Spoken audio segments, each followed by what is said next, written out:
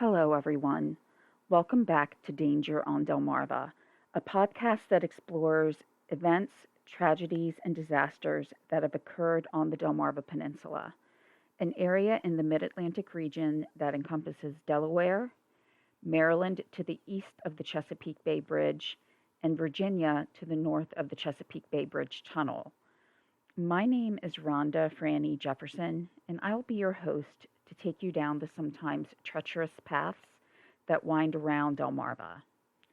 Delmarva is a little piece of heaven that has beaches, tax-free shopping, one of the best children's hospitals in the world, and of course, home to our current president. And before I begin this story today, I do want to say that this podcast reflects my personal interest in the exploration of how or why an event may occur to try to understand the reasoning behind the acts and decisions of others. I mean, no disrespect to any parties mentioned.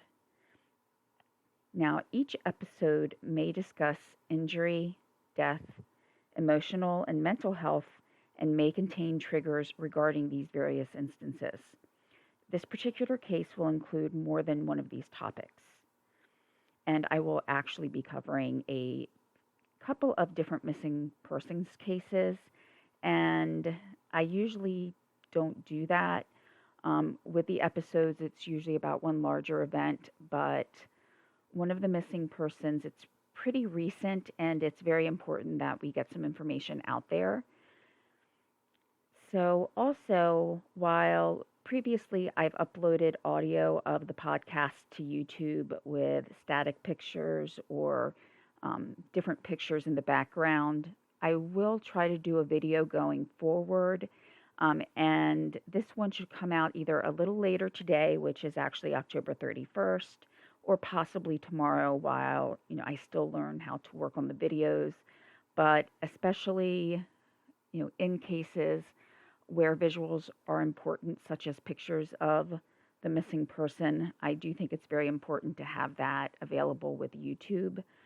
But I will also link pictures in the information in the description of the podcast. So, I will have the pictures available. There will be links that you can go to so that you have that information. And, sometimes when I do start to work on something, I have a particular goal in mind. Most of us do, of course. But sometimes, even without our knowing, that goal might change somewhere along the way. So circumstances can take us in a totally different direction. And that's what I found researching this case. Um, you know, this is Halloween. This is the time of year where people expect spooky tales, things that are considered creepy or strange, and maybe some urban legends that might be embellished a little bit. And this is the month that people love to get scared. But when we're looking at Halloween, we're scared by, just those legends. We're scared in ways that we know are not real. These urban legends or stories could have been told and retold thousands of times, just making changes, to the actual location or to go along with the time period that we're currently in. So while some of these tales may hold some type of basis in reality, even if they do, it's just a kernel of truth, and, it doesn't really affect our daily life. But more often, though, things can come along in our lives that truly scare us, not, games or stories that we know are not real, but things that are actually presenting themselves to us at a certain point in time, and we've had no plans for that. It's the unknowing or lack of information that can feed that fear even more. But again, the scare in these cases, they're true fear, and that fear is built out of love. It's not knowing what may have happened to someone that you love, and you're just trying to grasp at every last straw to try to find out. So while I started looking at things earlier this month to try to find a Halloween story based on the Eastern Shore, and there's plenty of spooky, haunted bridges, haunted forts, you name it. But while doing that, I came across some other information.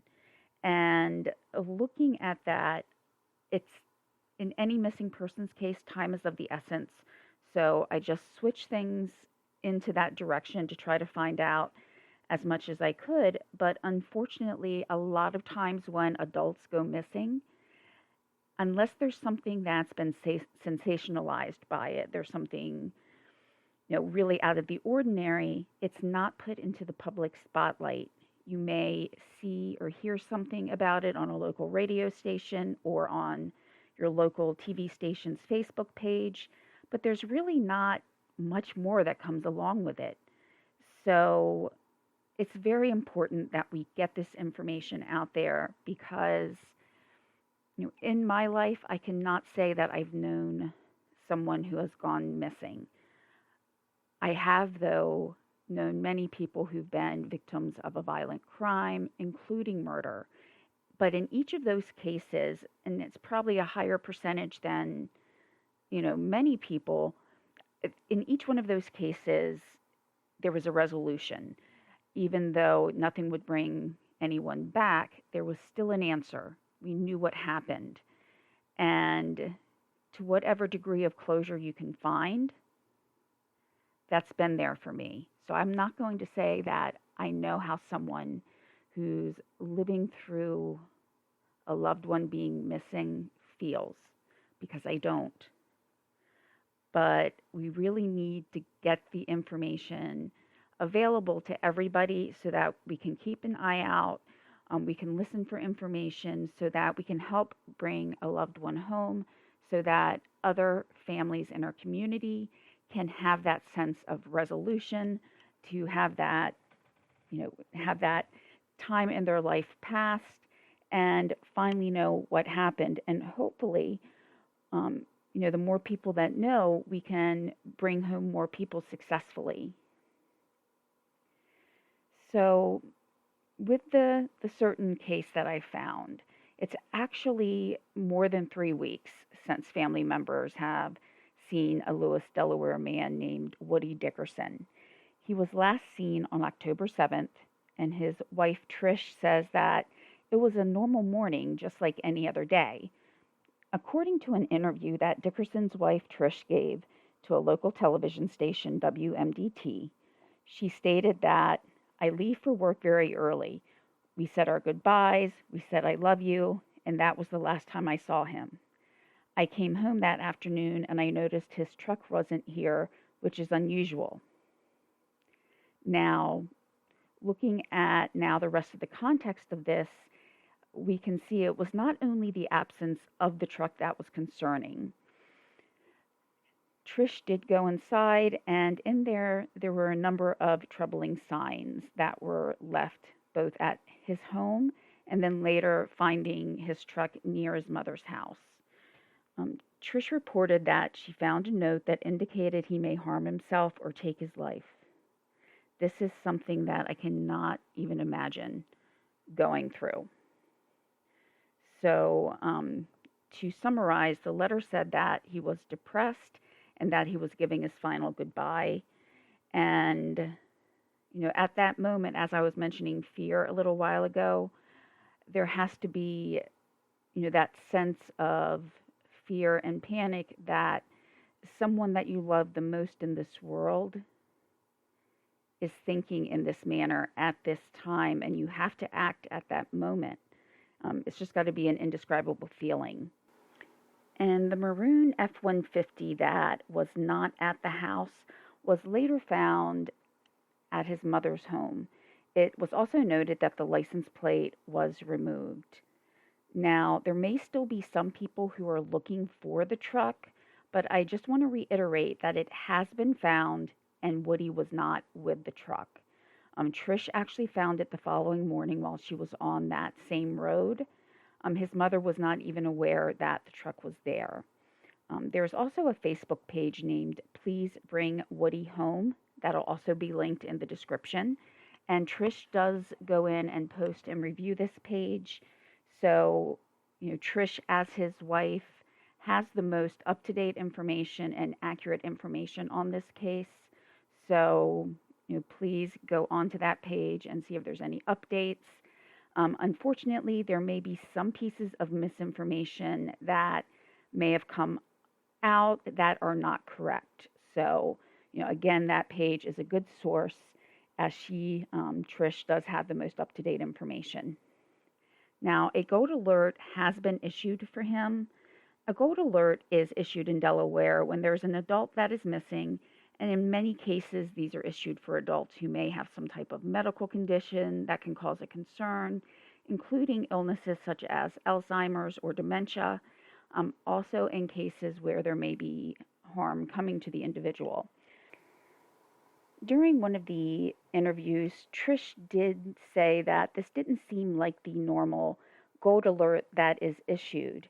And, looking at this particular instance and the situation around it, I can definitely see what she means. With many of the other gold alerts, there is, of course, an urgent need to try to find the person, but we don't have a direct and imminent threat of harm to that individual.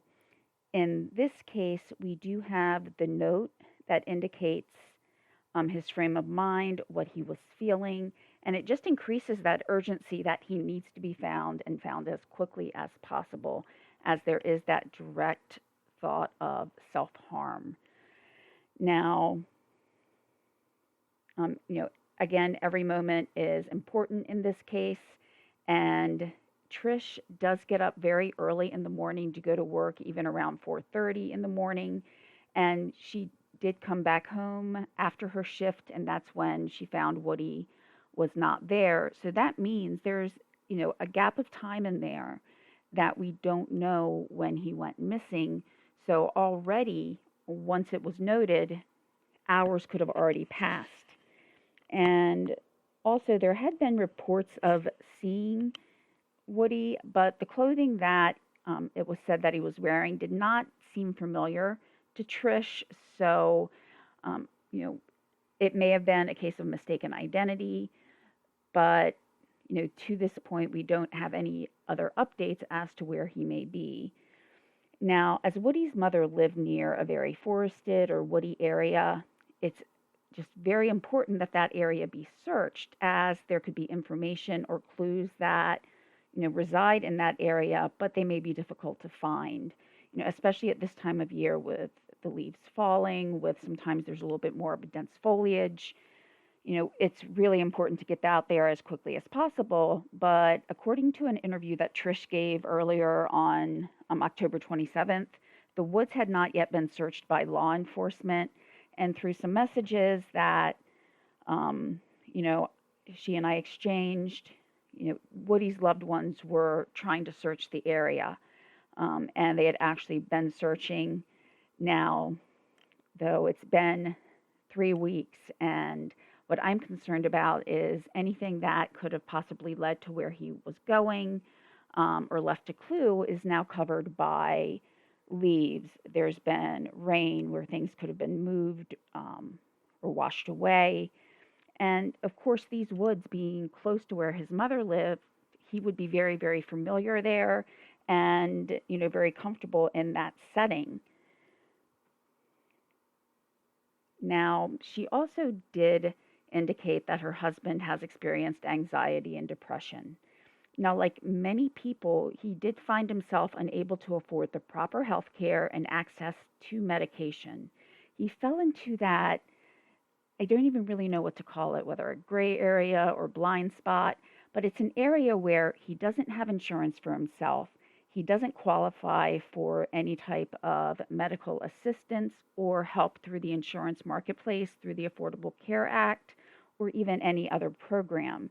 And, insurance can be very, very, very expensive otherwise if it doesn't fall into any of those categories. So he was not able to get the help that he needed and still needs. So just to be clear, if you do happen to go online and search for Woody, you may find some information such as a story regarding DUI. I want to address this directly. That does not make a difference right now. Mr. Dickerson is missing, and there is a great concern about his physical and mental well being. What may have happened in the past does not impact the fact that he needs help, and he needs it as quickly as possible. His friends and family need help in trying to find him and also in ways to support both him and themselves in so many ways. A person themselves, we're not just one thing. And this can be said about so many aspects of a person's life. I can say I'm a wife, mother, daughter, sister, aunt, writer. So I'm more than one thing at one time. So is Woody, and so are you, so is everyone else. So part of Woody is his past, and it may be different from some other people's, but that does not negate the fact that in most ways he is the very same as everyone else. He has feelings, he has needs, and in this case, one of those needs is proper health care. And while I've said that we are more than one thing, healthcare also entails more than one thing. Now, I know this is an episode about a missing person, but I think this is important to go over to understand exactly, what may go on in a case where someone goes missing when there is also a mental health issue going on at that time. Healthcare, it does entail more than just the outward physical. It's not just the visible things that you may see. If someone has an external injury like a large cut or they have a cast on a broken arm or leg, it clearly indicates that there is an injury that needs medical care and, follow through. Physical illnesses, though, can sometimes fester inside and may only be seen with visible tests, such as having blood work drawn, things like that. There are emotional needs that we need to have supported and have met. And then there's also mental health. And while the taboo of discussing mental health is lessening, it does still remain. Unfortunately, the understanding that those who have mental health needs will depend on treatment just as much as that person who has that injury or that illness needing tests to be completed, it's not quite caught up. The need to have health care for all of those things is just the same. To be one complete person, we need to have all of those needs met. Now, just because addressing and diagnosing mental health does not necessarily mean putting some numbers into a machine and comparing them to another person's, it doesn't make the mental health care any less important or any less necessary. To be completely healthy, we need to make sure that the physical, emotional, and mental health needs are met and addressed. Otherwise, we as a society will not be as healthy as we can be. Now, for Woody, there may have been times where he was self-medicating or handling his anxiety or depression in the only way that he knew how. And sometimes those particular ways of handling them can make things worse. But this does not mean that his case is not as important as any other. And for any other missing person cases that I may go over in the future, the same thing will still apply, is that anybody and everybody deserves to have their case heard and known about, that their case should not be kind of relegated to a lesser priority because of either their past or they're not seen as, quite as visible as others, meaning they don't have a sensationalized story. So, again, going forward, for any case that I do cover that's a missing persons, I want everybody to be treated with respect, that they're just as important as anyone else, and that we need to do our best to, bring the person home and make sure all of their needs are met. Now, I did look at some things for some understanding too. As far as mental health and substance abuse, there are some correlations. looking through some articles, I did find one that states people who experience a or a mental illness are more likely than others to also experience a substance use problem. Similarly, people who experience problems with alcohol or drug use are more likely to be diagnosed with a mental illness. How strong is the connection? One major study that looked at people over their lifetime suggests that about half of the people with one type of problem have the other type of problem too.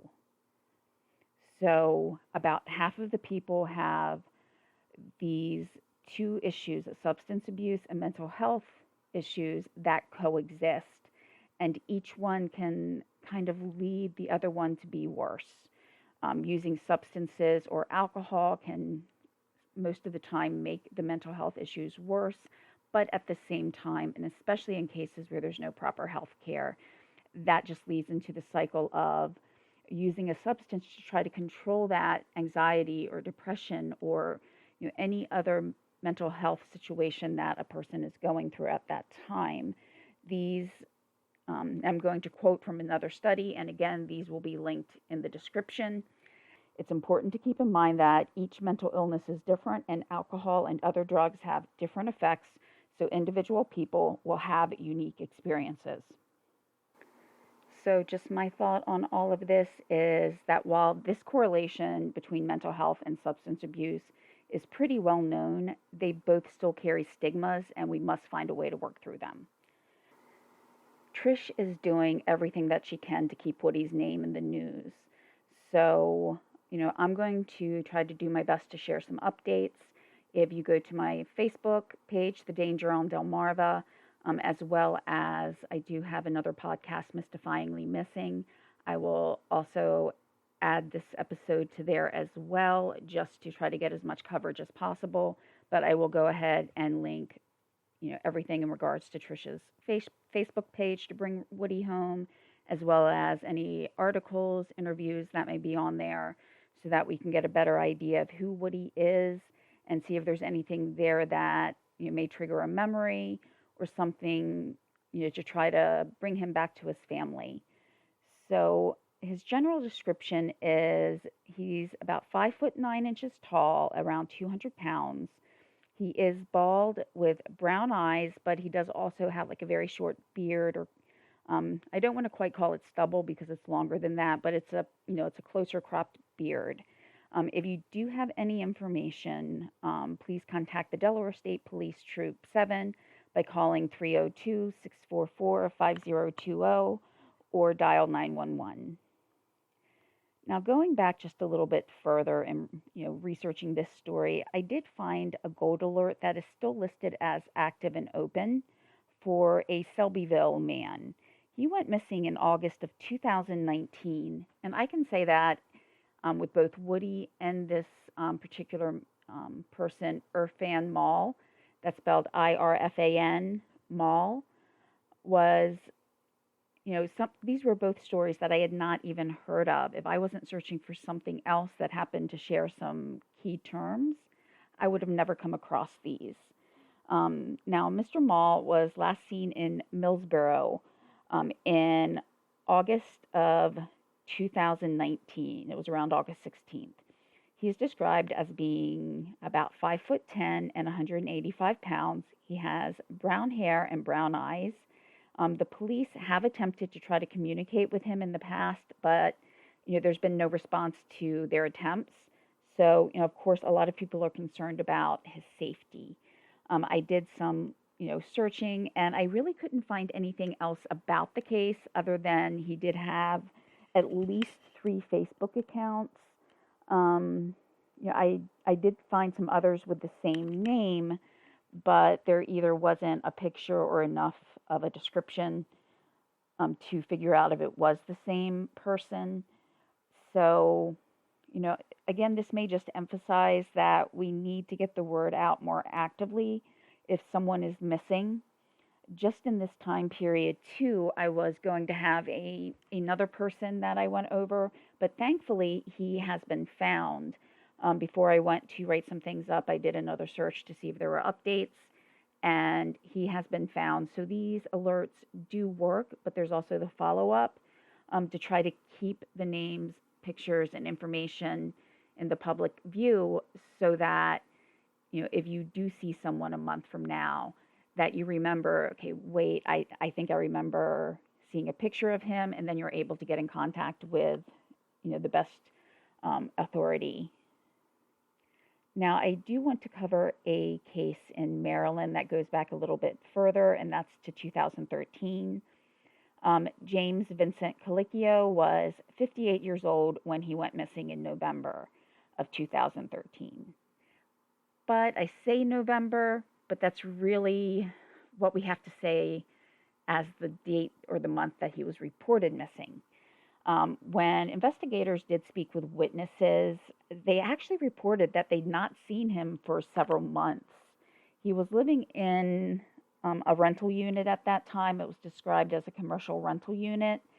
And, investigators searched and they reviewed some items, particularly things like perishable food, that indicated he may have been missing as far back as September. So then in discussing it with his relatives, it was found that the last time any of them had actually spoken with Mr. Colicchio was either late August or early September, possibly. There were also a number of cats on his property, and they were all in pretty poor shape. But thankfully, they were alive and they were removed from that property. But this also was a red flag to his relatives, as they indicated that there was no way he would have left his cats behind without making sure that they were cared for. Reviewing the phone records indicated also that he had not used his phone at all in the month of November and that it had been turned off. Now, the information did not say if it was turned off because of non-payment or if it was because someone actually turned it off. Looking at the time frame and the length of time that he had been missing when it was even reported, again, this will just be my opinion here. I kind of have a feeling it was probably due to non-payment, since it, at a very minimum, had been about 2 months since he would have been able to pay it. They did check his financials, and there was no activity on his checking account since September 3rd. He did have 2 vehicles at the premises. Now, one vehicle had a window that was broken, and it also seemed that he was working on another vehicle in the same area because there were tools that had been left out. Now, investigators did find that the description said he had an issue with one of the other tenants. No other information was provided to go along with that. However, Mr. Colicchio did have a warrant out for malicious property destruction at that time, so it did not state if it was property destruction with the same individual. It did not mention whether or not the damage done to the window on one of his vehicles was from that individual. This is just my thought when I first read that, if there was an issue there, but there was so much concern so quickly. For one thing, being that long between when he was last heard from to when he was reported, the investigation quickly took off in the fact that there were searchers out, there were dogs out searching, but unfortunately they went straight to the cadaver dogs, because given the time frame, that was a very big concern at the moment. They even used horses and had aerial support to try to find him.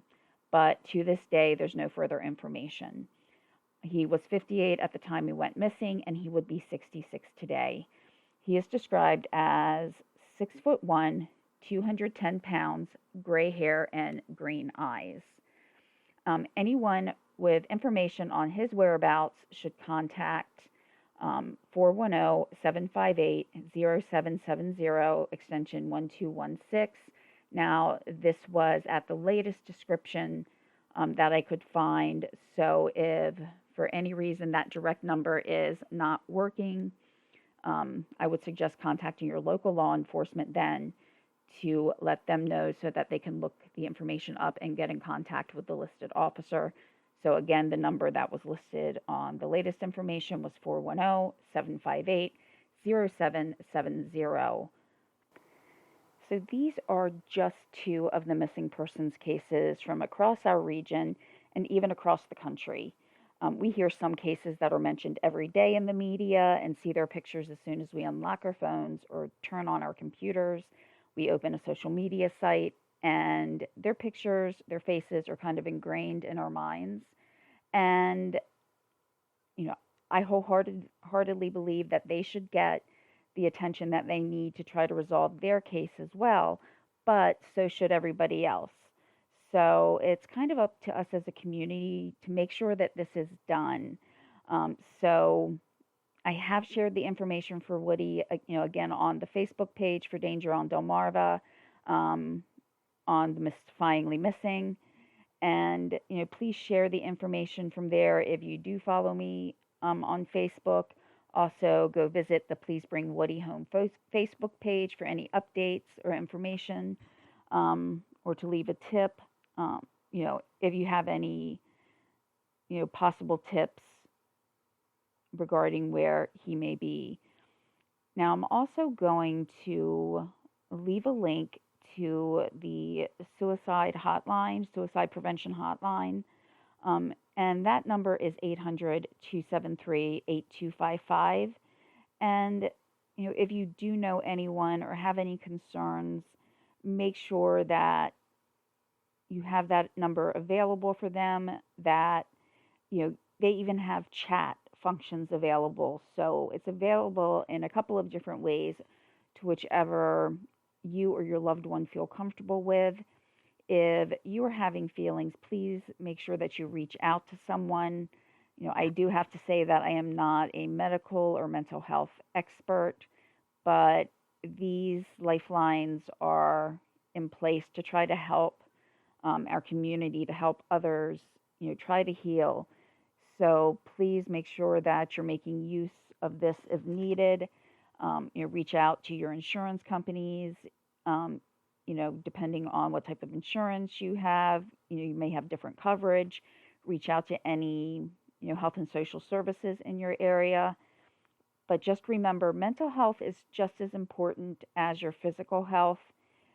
Please don't worry about any stigmas or taboos about discussing it, because it's very real. And, you shouldn't have to go through that alone if it's something that you're feeling. If it's a friend or a loved one that you're concerned about, please be there to support them as they'll need it during this time. And, if you do want to hear more information, not just about missing person cases, as I'll be, looking through some other ones that, there was some information on that I wanted to share, or any other events that, have taken place on Delmarva, please feel free to, share this podcast, or go to YouTube if you wanted to like it there.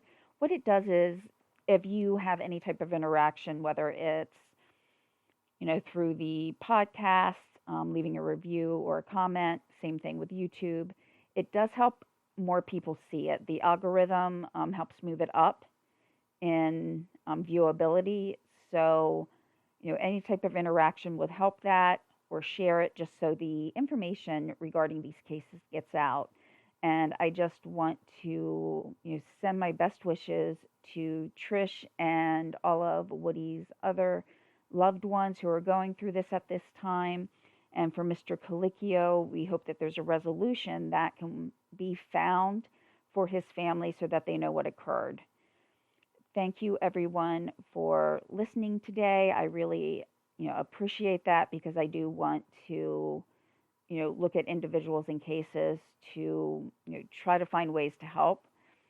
So I will be posting another episode, hopefully within the next week, is what I'm going to try to do. I hope everybody has a safe and healthy week coming up.